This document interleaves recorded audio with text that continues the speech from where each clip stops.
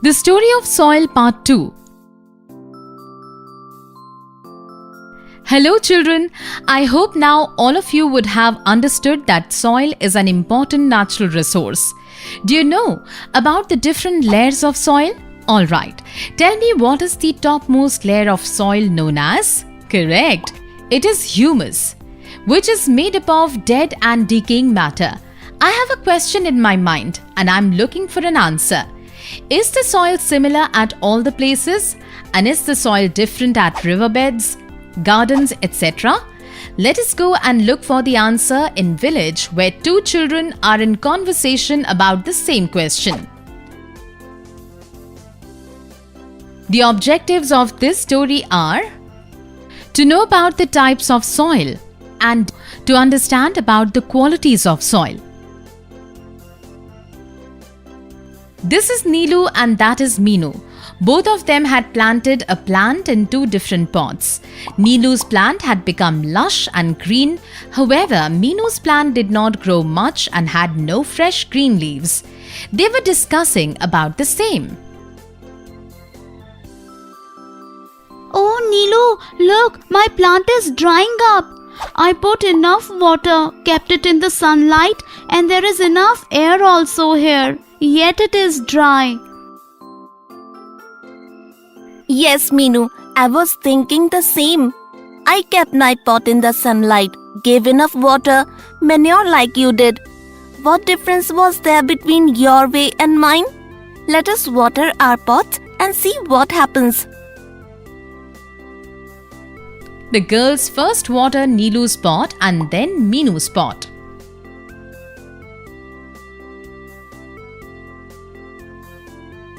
Look, Meenu, the water is seeping slowly in the soil. Some water is still in the pot. It will slowly seep in. Come, let us water your pot now. Let us now water your plant. Oh, look, Meenu, the water seeped in the soil of your pot quickly. Neelu, do you remember you took the soil for your plant from Ramu Kaka's garden? I used the mud from the sandy soil lying outside the house. Yes, Meenu. Come, let us do an experiment. To solve our question, let us take the soil from 3 different places and put water in it and observe what happens. Meenu and Neelu take 3 utensils. Then they walk towards Ramu Kaka's garden to collect some soil. They collect some sandy soil and they take a 3rd sample of soil from Shankar Kaka's field. On returning home, they put the different samples in the 3 different utensils. Come, Meenu, let us now pour equal quantity of water in all the 3. They poured water in all the 3 samples but could not understand much. Neelu, I think we have to try something else. This did not help us to observe much. I have an idea, Meenu. Let us make funnels out of thick paper. I had learned how to make them in my science class in grade 6. Then we will put the different samples of soil through the funnel into used plastic bottles. We shall place a deep container or plate beneath it. Then we shall pour equal quantity of water in them. I think by doing so, we will be able to see which soil sample soaks more water. I shall go and get 3 plastic bottles. Mother kept a few away yesterday. Okay, I will make the funnels. Okay, everything is ready. Now let us put this sandy soil through the first funnel and the soil from the garden in the second, and similarly the soil from Shankar Kaka's field in this third one. Meenu puts the different samples through the different funnels. Then Neelu pours water onto them. Then the girls wait for some time. Look, Neelu, a lot of water has passed through this sandy type of soil. I had observed that in this soil, the loose sand particles were more, but the soil we picked from Shankar Kaka's field was very sticky and wet. Yes, I think it is a correct observation. I observed that the soil we picked from the garden had an almost equal quantity of big and small particles.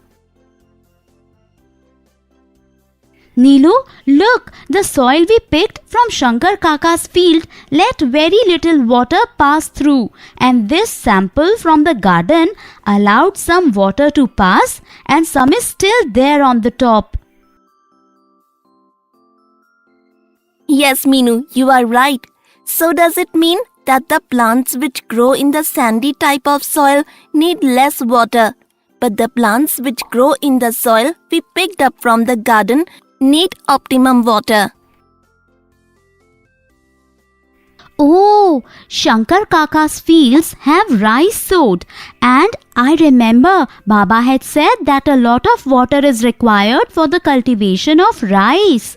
So, I think that type of soil would not allow a lot of water to seep through, like we just observed in the experiment. I remember I had read that deserts have loose sand and that is the reason very few plants grow there. Like we just saw that the sandy type of soil let water pass through quickly. So, I think the plants would be getting less water. And this soil from the garden soaks the optimum amount of water and lets the extra water pass to the roots. Meenu, you also used sandy type of soil, remember? Yes, Neelu. The sandy type of soil does not retain water. Your plant wasn't getting enough water and therefore it wasn't growing well. And my plant had soil from the garden and hence it was using enough water. Hence it grew well. This means that according to the size and quantity of particles found in soil and the spaces between them, we can categorize the soil. My teacher had once mentioned that cotton, vegetables need optimum water and rice and sugarcane need a lot of water. Hence, they need different soil. Yes, according to what she told you and our experiment, we can say that there are different types of soil. According to the size of particles found in soil, we can divide soil into sandy soil, clay soil and loamy soil. Hey Meenu, you are talking just like a teacher. Just a pair of glasses is missing. Meenu, what do you think? What kind of soil does Shammu Kaka use to make the pots he makes? Let us go and find out. So friends, both the girls did such an interesting experiment. I found the answer to my questions. We can divide soil into 3 types. Sandy soil, it has more loose particles. Clay soil, it is sticky and has small particles. Loamy soil, it has a balance of small and big particles. Now I also want to know, like Neelu, that which kind of soil is used to make pots, etc. We will meet soon in the next video.